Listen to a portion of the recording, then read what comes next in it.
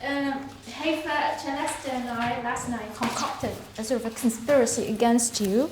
So we selected 4 excerpts from the travels of Ibn Battuta, and we did rough translation between last night and this morning, right? And we sort of did the rough translation because we just wanted to convey the content of the text, and we wanted to leave the language to you to work out as we look at the Arabic and English together, right? And because I am very fond of the Arabian Nights, or the 1001 Nights, I selected the pieces that resonates with the 1001 Nights, right? So Haifa and I last night decided at 9:30 at night we were going to look at excerpt 95, 95 with English translation, and in English I translated into mobile city, right? And in Arabic it's actually something like that, but it's not exactly like that. Medina tasiru bi ahliha, a city that travels with its inhabitants. It carries it in its inhabitants. So you know, we're sort of like Haifa and I will start right with Arabic, and the English is there, and then we can, and Haifa, because she's led writing workshops, we're going to make this into some sort of creative activity. Right? We'll do it very quickly, and you guys come in and figure out what you can do with this. Right? And remember, Ibn Battuta was writing in the 13th century, so his language is not the 21st century Arabic, right? So there's a lot of there are a lot of words that will need explanation, and there are place names that I haven't looked up either, right? And these texts, I have to say something interesting, are selected and included in this book by Ali Kan'an, Gharaib al-Asfar, The Strange Travels or Journeys. Right, and he's actually interesting because he selected hikayat, stories, right? And it's only this big. Whereas if you look at Ibn Battuta itself, right, it's in 5 huge volumes, right? So it's actually interesting that he selected stories. I think we're probably like-minded because we're looking for connections to the Arabian Nights. Okay, so I'm going to do Arabic very quickly. Oh, Haifa, do you want to do? Does anybody want to do Arabic? Yeah, excellent. Do Arabic. You go ahead with Arabic. If I made a mistake, please correct me. Okay. It's form 5, huh? وتجهزنا من مدينة الماجد نقصد معسكر السلطان، وكان على 4 أيام من الماجد بموضع يقال له بشدر، ومعناه الجبال الخمسة. وبهذه الجبال الخمسة عين ماء حار يغتسل منها الأتراك، ويزعمون أنه من اغتسل منها لم تصبه عاهة مرض. وارتحلنا إلى موضع المحلة فوصلنا أول يوم من رمضان، ووجدنا المحلة قد خلت، فعدنا إلى الموضع الذي رحلنا منه، لأن المحلة تنزل بالقرب منه، فضربت بيتي على تلة هناك، وركزت العلم أمام البيت، وجعلت الخيل والعربات وراء ذلك، وأقبلت المحلة وهم يسمونها الأردو، أي معسكر السلطان. فرأينا مدينة عظيمة تسير بأهلها فيها المساجد والأسواق، ودخان المطبخ صاعدا في الهواء وهم يطبخون في حال رحيلهم، والعربات تجرها الخيل بهم. فإذا بلغوا المنزل أنزلوا البيوت عن العربات وجعلوها على الأرض، وهي خفيفة المحمل، وكذلك يصنعون بالمساجد والحوانيت. واجتاز بنا خواتين السلطان كل واحدة بناسها على حدة، ولما اجتازت الرابعة منهن وهي بنت الأمير عيسى بك وسنذكرها، رأت البيت بأعلى التل والعلم أمامه، وهو علامة الوالد، فبعثت الفتيان والجواري فسلموا عليه، وبلغوا سلامها إلي وهي واقفة تنتظرهم. فبعثت إليها هدية مع بعض أصحابي ومع معروف الأمير تلكتموه، فقبلتها تبركا وأمرت أن أنزل في جوارها، وانصرفت، وأقبل السلطان فنزل في محلته على حدة. Okay, I think it's فقبلتها تبركا. She kissed the gift I gave her, right? So remember, Ibn Battuta was a scholar, but was also a judge, and he was esteemed. So there's a lot about him his position, right, in the Muslim community. All right, so does anybody, do you want to take us through the text and then explain it, or does anybody want to do some explanation?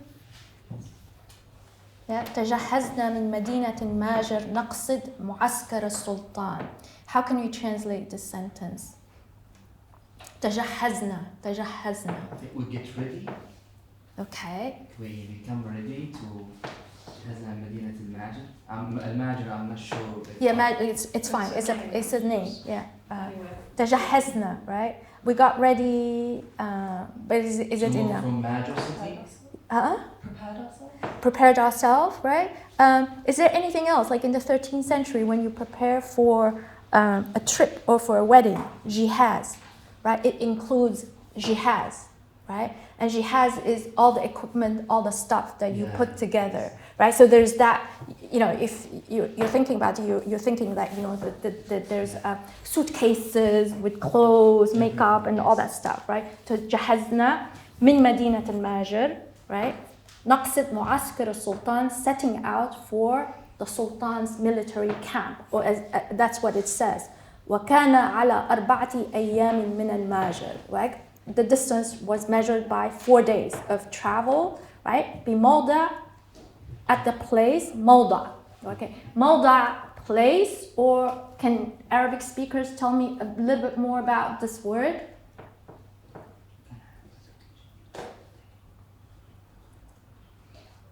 Can I ask you while they're thinking, is it written in the first person plural some of the time? I mean, it seems to be a mix. Yes. So who are the people who are his entourage, so some of the scholars so he would, his entourage, and his fellow travelers, so he would say companions, right? Yes. Not friends, companions, ashab. Yeah? Do we meet them in the books? I mean, Some of them. Does he tell us stories about them? Yeah. So a lot of them are scholars, but also he talks about the people, like the scholars he goes to visit, and there are quite a few of the tombs or the shrines of these Sufi saints or these scholars, and he goes visit them, and then he talks about their miracles.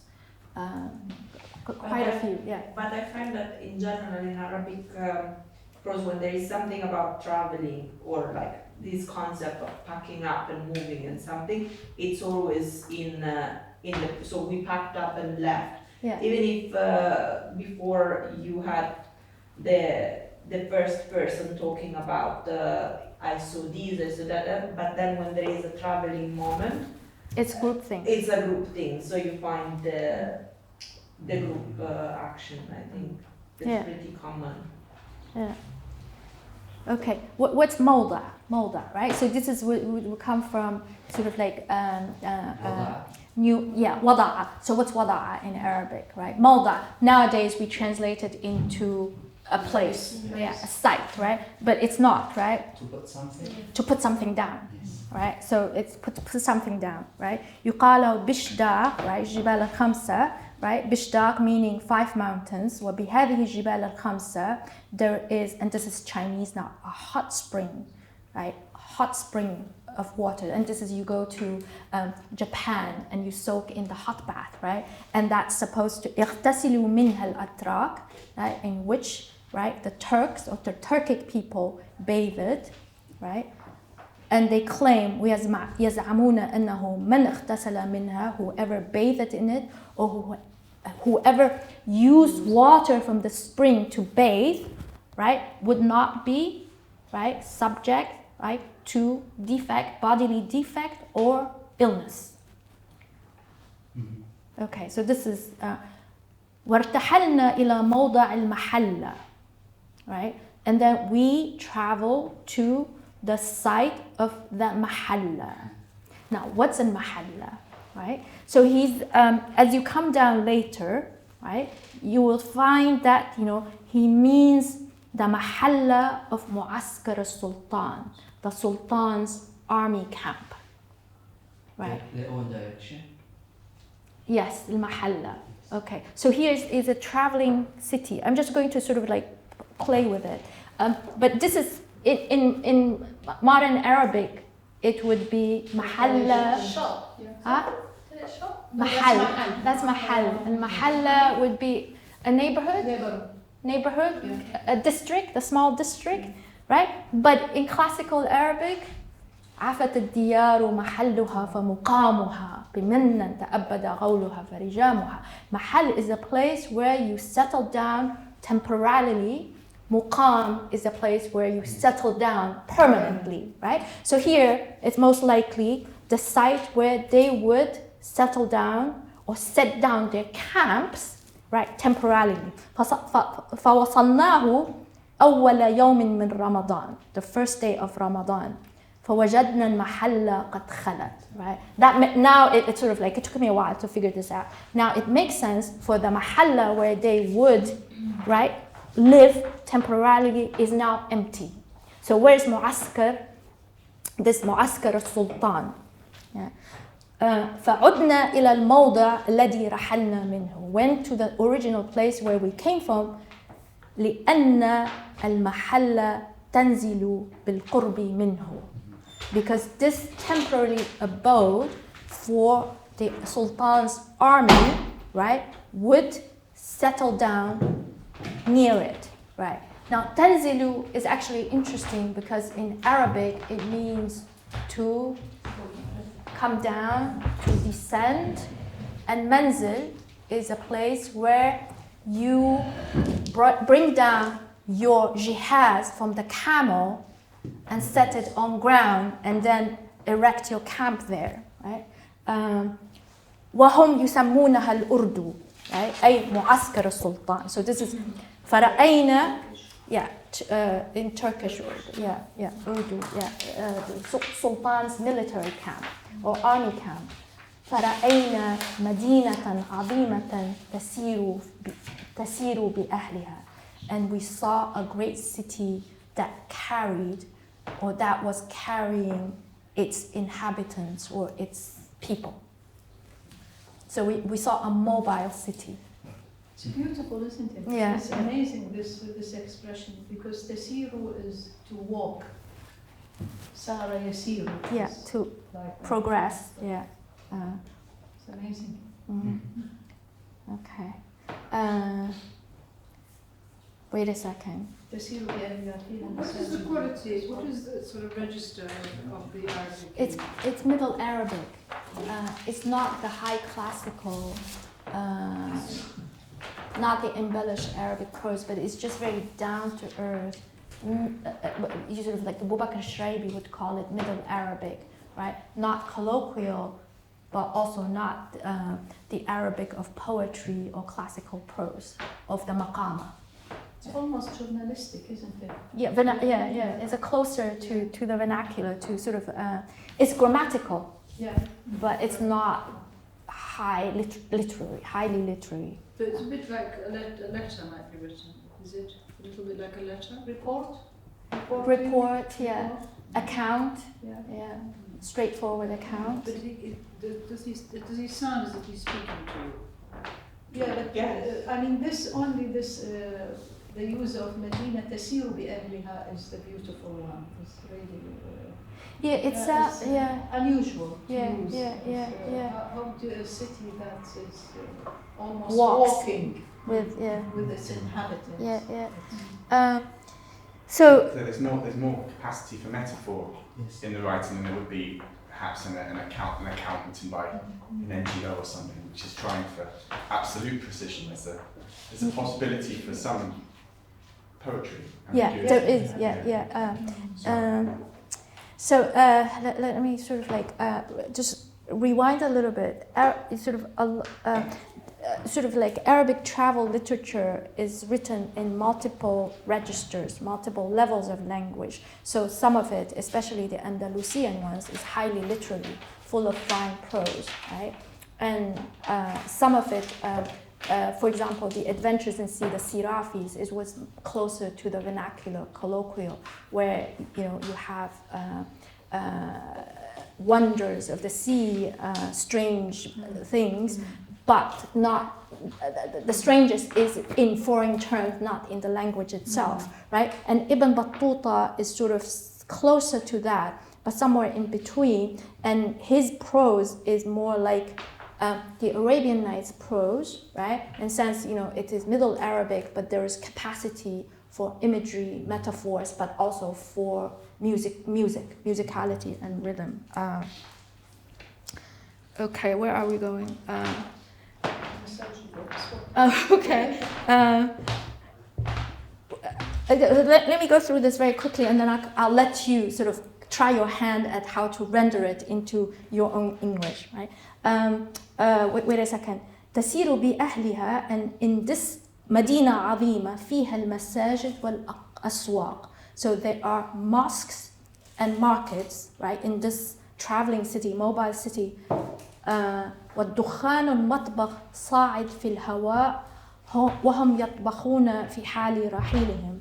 And smoke was coming out of the kitchens, right, into the air while they were cooking as they traveled. Yeah.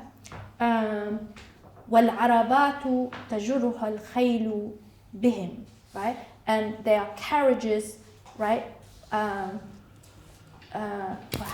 تجرها منذر help are pulled forward by horses, right.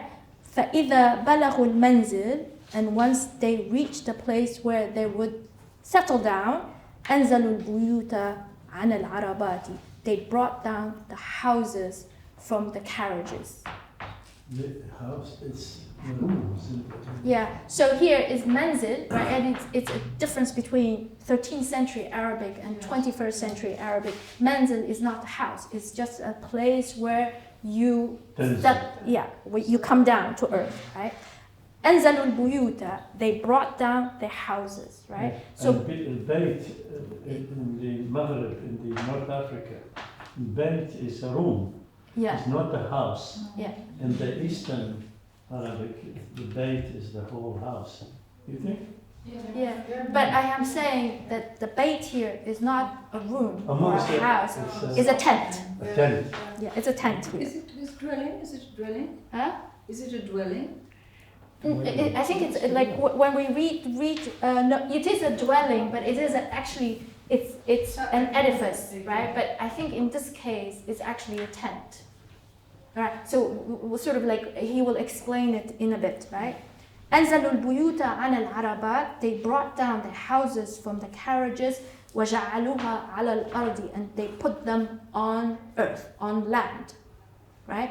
وهي خفيفة المحمل, and they are light on for carrying. خفيفة المحمل, they're light, but in Chinese, in Arabic, you sort of you have this image, right?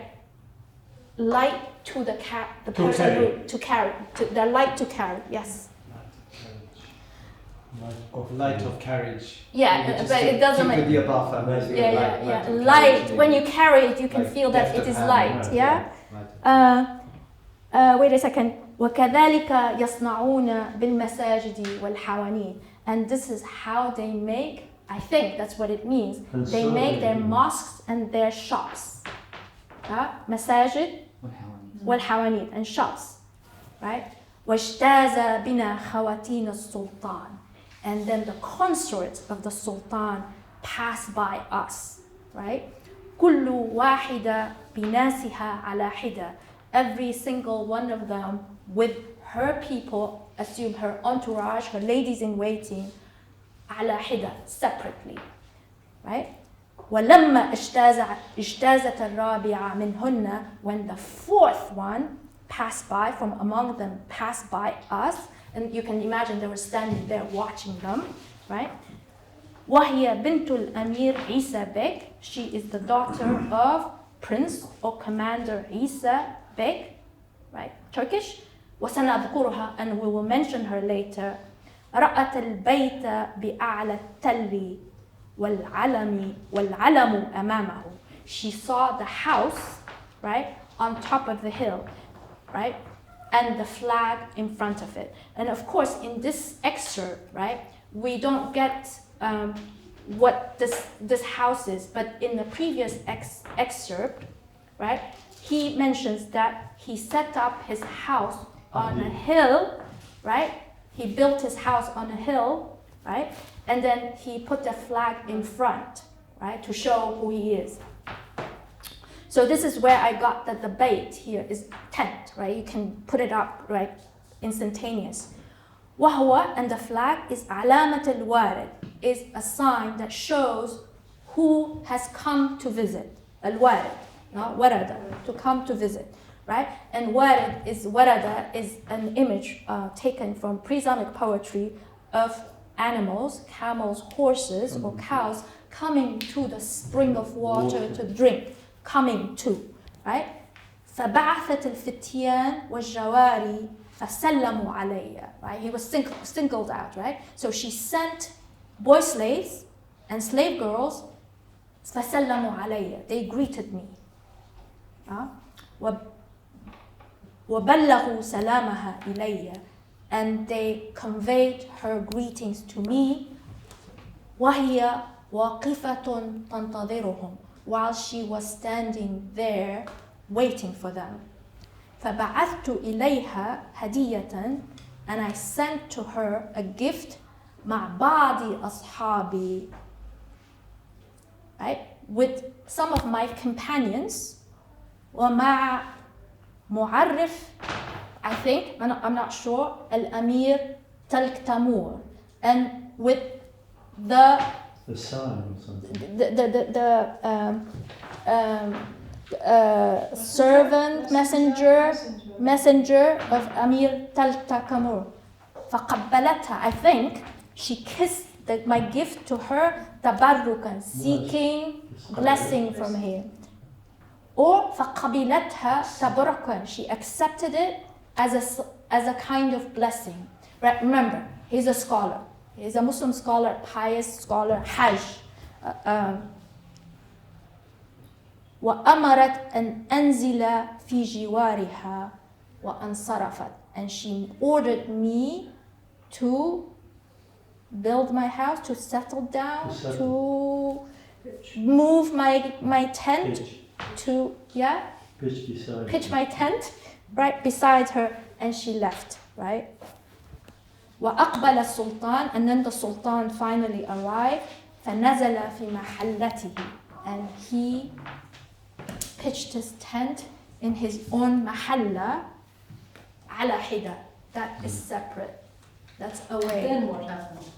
It's a mystery. And then he will talk about all these khawateen, right? Khatun, these the sultan's concert. But khawateen not necessarily concubines or anything. It could be, you said one of them is bint al-Amir.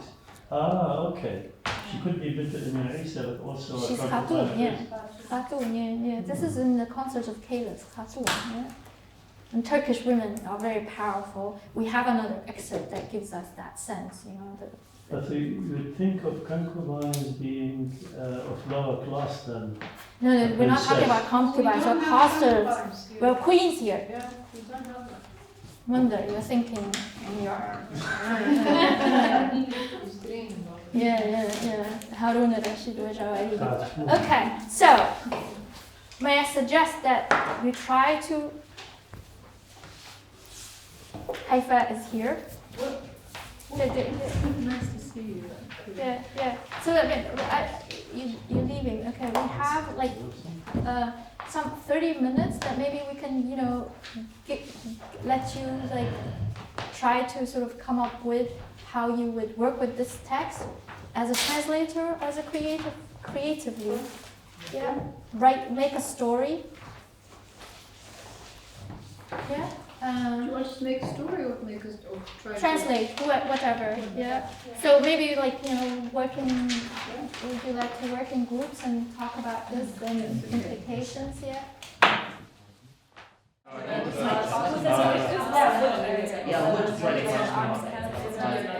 They believe that. I think philosophy is not really. Okay. Very quickly. So shall we go around? Steve, maybe we should start with Well, you. I'm not. Yeah, well, I wasn't the scribe, but should we read it out and then talk about it? Yeah. We just focus on a small passage in the text. Yeah, that's fine. Yeah. Okay, I'm gonna read. After 4 days of traveling thence from the city of Majar, all the way through the 5 mountains, looking in vain for the Mu'askar Sultan, we settled down. I set my tent on a hill, planted the flag at the front, tied the horses, and packed the wagons. Still. And only then the walking city approached, a great city on the move, with its people walking, its mosques walking, its markets walking, its smokes rising from pots cooking, with its tents moving upwards and downwards. Wow. Beautiful. Beautiful. Yeah, very good. Talk about it. I wasn't rooted to the text, so it was quite interesting, the Arabic, so it was quite interesting to have that dynamic. But we started trying to find a key to the text, and you suggested the image or the word of the walking and moving city, and how there's this kind of tension in the middle of needing to be still, and it's the point where the traveller is still and rooted. Yeah, that's the point, that the reversal, you said about the reversal of the traveller being settled and then seeing this geography moving. And then we wanted to write that into the form of the translation somehow. So by having these quite short staccato sentences at the beginning to really create that feeling of fixedness, settlement, right? So it's being rooted between the two full stops. And then at that point when the city emerges, letting repetition build the longer sentence, almost like anaphora, right? I think we had and the repeated refrains creating that sense of movement. And you were saying that has an echo in the Arabic because... Yeah, so I was saying that one of the challenges of the translator from Arabic is where to break the sentence rather than use the wa, and that's one of the things where the translator decides to impose the full stop on a sentence or not. But in this case, we wanted to render that end, but rather than just using the word end, we decided to, she suggested to repeat the words walking to add to the rhythm. And in that particular sense, when exactly the moving city was moving and had a rhythm, it added an important features of the language of the Arabic language to the English translation, even if we added words that were not in the Arabic, but in a way was keeping the wa and the repetition of the word end from the Arabic. It helps to have a poet, isn't That's right. No. Yeah. It captures what you were saying about how in your stories there's the tension between the wandering and the static. Very amazing. Very nice. And we had the feeling of the movement. There was And at the beginning as well, there was this very long period because in a way even Battuta, they were lost. They were traveling lands, not finding the camp, what to do, then fixed. And again, that's the sentence becomes the key to read the text. What about you guys? We worked on a translation, but I'm not the scribe, so someone should. Yeah, we worked on the first 3 sentences and just looking at the combination of certain words and how we would kind of translate them differently. So we kind of reworked it to say, having packed, we left for Mu'askar al-Sultan at Bishtar, 4 days travel from Al-Najjar. Within Bishtar, meaning 5 mountains, there was a hot spring in which the Turks bathed. They believed whoever cleansed themselves in the spring would be spared from the symptoms of illness. Right? Talk about it a little bit. Well, we discussed there's something miswritten, actually, not mistranslated in Arabic text, which is لم تصبه عاثرة, and we said that there's a conditional here, like if they believe something, it's really conditional, that they would be not spared, they would be spared. And we discussed the word يزعمون, they believed or they claimed, because it really has a religious connotation here. If they cleanse themselves there's some kind of religious aspects here. They believe something, not just claim. And we prefer translating that word into believed rather than claimed as it is translated. Yes. That's it for now. We spent a lot of time on that. We spent a lot of time on those 2 points. Yeah. That's good. That's good. Yes. So I think we spent maybe like really exciting 15 minutes just trying to translate the 3 words in the title. A few suggestions. So nomadic city, nomad city, city on the move, Sultan's moving city. And explain why. Oh, for the Sultan's moving city. I think because I couldn't get Hal's moving castle out of my head.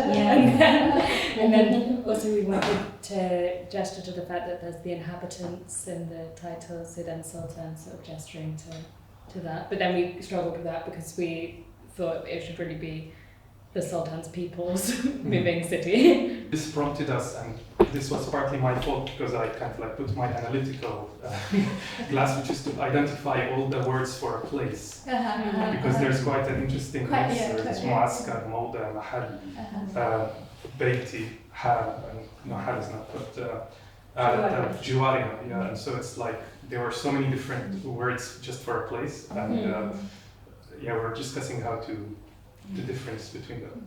And then we were talking about the word Khafifa. خفيفة المحمل. And so we were talking about maybe portable or collapsible would be convey the sense more in that case. Or light of carriage, as Like, you said. Also, I think you made a point about the secretary, I don't know. Oh yes, relationships, yes. Relationships. Yeah, just that word, the Mu'arrif al-Amir. So we spent like a long time just different ranks in like a person's entourage. So I think